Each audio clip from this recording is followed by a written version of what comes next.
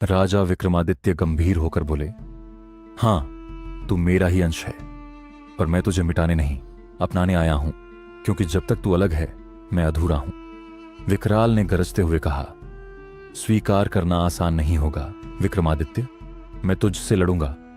तुझ में समाने से पहले और तब शुरू हुआ एक भीषण आत्मयुद्ध। एक ही शरीर, एक ही आत्मा के दो रूप, धर्म और विकार, संयम और क्रोध, प्रकाश और छाया। नरकलोक कांप उठा, यमदूत, यमराज सभी स्तब्ध थे। यह युद्ध लौकिक नहीं था, यह अंतःकरण का महासंग्राम था। विक्रमादित्य ने क्रोध में नहीं, करुणा में लड़ाई की। विकराल जितना वार करता, राजा उतना स्वीकार करता। हर प्रहार पर राजा कहते, मैं तुझे स्वीकार करता हूं, तू मेरा ही हिस्सा है, मैं तुझसे नहीं डरता।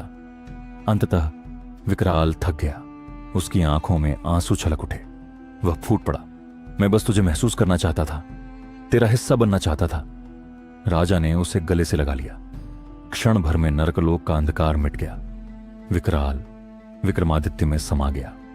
राजा विक्रमादित्य ने स्वयं को पूर्ण अनुभव किया। अब वे सिर्फ धर्मराज नहीं, बल्कि एक पूर्ण मानव थे, जो अपने उजाले के साथ अपनी छाया को भी जानता और स्वीकारता है। यमराज स्वयं प्रकट हुए और बोले, राजन, तू ही पहला है जिसने नरकलोक में प्रवेश कर अपने ही अंधकार को आलोक में बदला है। अब तुझे वह वरदान मिलेगा जो देवों से भी दुर्लभ है, स्वचेतन अमृता। राजा विक्रमादित्य अपनी देह में लौटे, पर उनकी आंखों में अब अनंत अनुभव था। उनकी चाल में स्थिरता थी, स्वर में करुणा और निर्णयों में वह शक्ति जो केवल एक पूर्ण ज्ञानी में हो सकती है। और तभी से उनके राज्य में न केवल न्याय हुआ, बल्कि हर मनुष्य को अपने भीतर झांकने की प्रेरणा मिली। राजा विक्रमादित्य ने तलवार नीचे रख दी और शांत स्वर में कहा, तू मैं है और मैं अब तुझे नकार नहीं रहा, बल्कि अपनाने आया हूं। विकराल चौंका, उसकी आंखों में पहली बार आंसू झलके। तू मुझे स्वीकार कर रहा है, मैं तो तेरे भीतर का अंधकार हूं। राजा मुस्कुराए, अंधकार के बिना प्रकाश अधूरा है। तू मेरा क्रोध है, मेरा शोक है, मेरी थकान है, लेकिन जब तू मेरा होगा तो धर्म की दिशा में चलेगा। तभी नरकलोक के आकाश में पहली बार प्रकाश फैला। विकराल ने धीरे धीरे अपना उग्र रूप त्यागा और विक्रमादित्य में विलीन हो गया। एक गूंज उठी, जो अपने ही भीतर के अंधकार को गले लगाता है वही सच्चा राजा होता है। जैसे ही राजा विक्रमादित्य ने नरकलोक को छोड़ा, उनके सामने एक दर्पण प्रकट हुआ। दर्पण से एक रहस्यमयी नारी निकली। उसकी आंखों में ब्रह्मांड के तारे थे और केश सागर की लहरों जैसे। मैं माया हूं, इस सृष्टि की चित्र। अब समय है कि तुम मायालोक में प्रवेश करो, जहां सच्चाई और भ्रम में अंतर नहीं होता, जहां हर निर्णय तुम्हारे धर्म को चुनौती देगा। राजा बोले, यदि सत्य को पहचानना है तो भ्रम में उतरना ही होगा। मैं तैयार हूं। मायालोक कोई भौगोलिक स्थान नहीं था, वह चेतना का एक स्तर था, जहां राजा को बार बार उनके निर्णयों की छायाएं दिखाई गईं। उन्होंने एक युद्ध में एक निर्दोष सैनिक को बलिदान दिया था। क्या वह सही था? एक पुराने अपराधी को माफ किया था, जिसने फिर से अपराध किया। क्या वह दया थी या मूर्खता? कभी अपने पुत्र को राज्य से दूर किया था धर्म के लिए, पर क्या वह भी एक प्रकार का मोह था? हर प्रश्न एक नया द्वार खोलता और अंत में माया स्वयं प्रकट हुई। राजन, अब तुम स्वयं को पूर्णता की ओर ले जा चुके हो, पर अंतिम द्वार अभी शेष है, निस्वार्थता का द्वार। क्या तुम सब कुछ त्यागने को तैयार हो? अपना यश, अपना नाम, अपना इतिहास तक। राजा ने मौन से सिर झुका लिया। तभी राजा विक्रमादित्य एक साधारण मनुष्य की देह में जागे, एक साधु के रूप में। किसी को नहीं पता कि वह कौन है। वह जंगल में साधना करने लगे, लेकिन उनके स्पर्श मात्र से वृक्षों में फल आने लगे, बीमार ठीक होने लगे और लोग उन्हें धर्म ऋषि कहने लगे। उन्होंने सब कुछ खो दिया था, पर आत्मा पाली थी, और वही था उनका सबसे बड़ा विजय। वर्षों बीत चुके थे। विक्रमादित्य अब साधारण वनवासी अर्श के रूप में जी रहे थे। उनका नाम अब कोई नहीं जानता था, बस लोग उन्हें धर्मर्ष कहते थे। एक दिन घोड़े की टापों की आवाज ने वन की शांति भंग कर दी।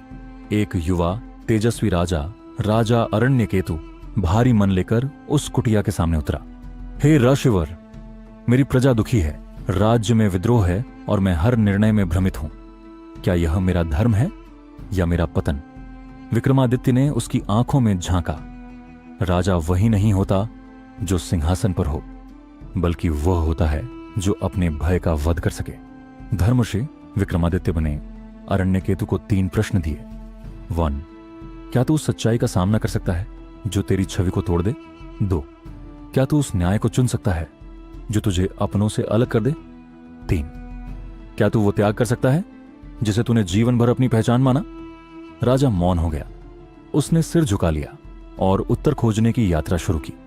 पहली परीक्षा में अरण्यकेतु को पता चला कि उसका मंत्री, जिसे वह पिता तुल्य मानता था, राज्य को अंदर से खोखला कर रहा है। दूसरी में उसे एक विद्रोही सैनिक को जीवन दान देना था जिसने सच कहने की हिम्मत की थी। तीसरी में उसे अपने पुत्र को गद्दी से हटाकर एक योग्य किसान को सेनापति बनाना पड़ा। हर निर्णय में उसका हृदय टूटा, पर आत्मा प्रबल होती गई। वह लौटकर धर्मऋषि के पास आया। मैंने सब खो दिया, सम्मान, संबंध और अपना नाम, पर अब डर नहीं लगता? धर्मऋषि मुस्कुराए। अब तू राजा नहीं, धर्म का वाहक बन चुका है।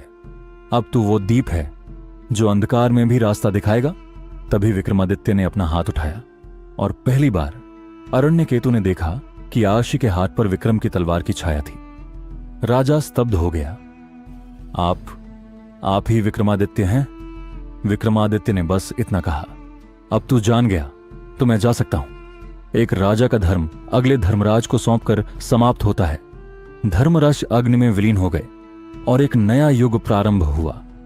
राजा अरण्यकेतु अब राजा नहीं, धर्माधिपति कहलाया और उसकी गाथा अगली पीढ़ियों में विक्रम के उत्तराधिकारी के रूप में जानी गई। राजा अरण्यकेतु की धर्मशीलता और न्यायप्रियता दूर दूर तक प्रसिद्ध हो गई थी। परंतु एक रात जब वह ध्यान में लीन था, एक रहस्यमयी स्वप्न ने उसकी नींद तोड़ी। स्वप्न में एक वृद्ध योगी प्रकट हुआ।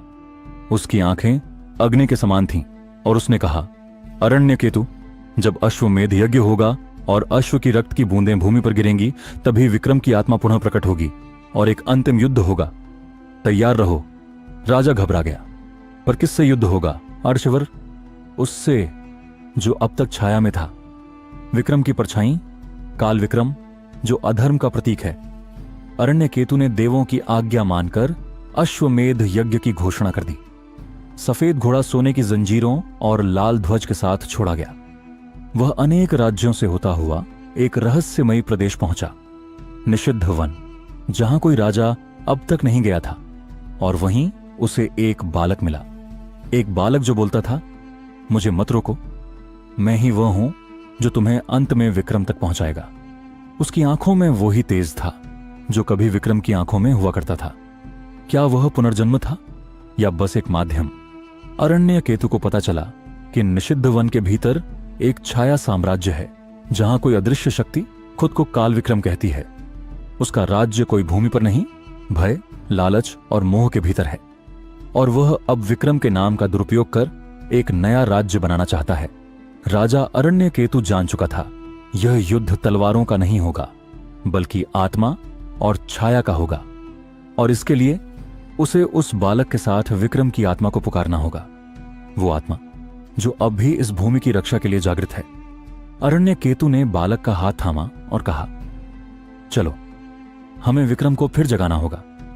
इस बार अधर्म को उसकी छाया में ही समाप्त करना है। आगे की कहानी सुनने के लिए चैनल को सब्सक्राइब करें और कमेंट बॉक्स में लिखें, जय महाकाल।